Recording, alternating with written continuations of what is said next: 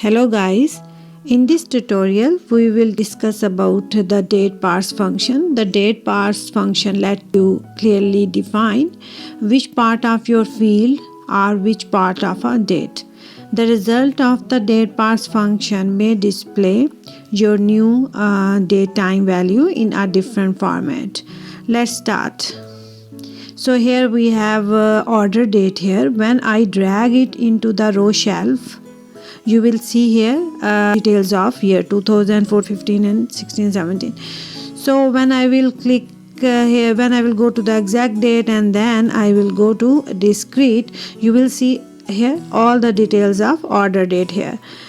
But I want to convert it into the different format.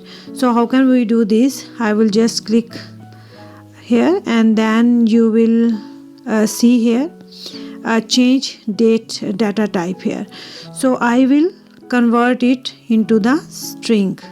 So here you will see here the format has been changed. So how to apply date parse function?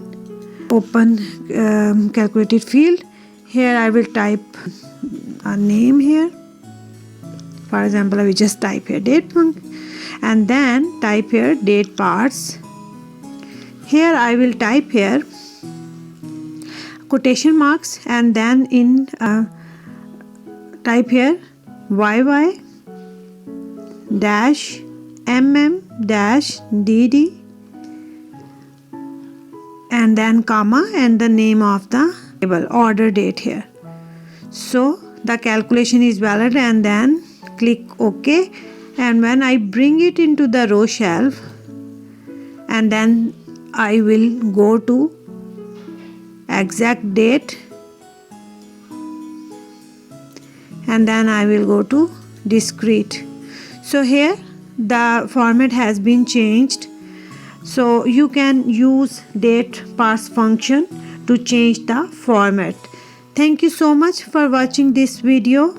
Bye.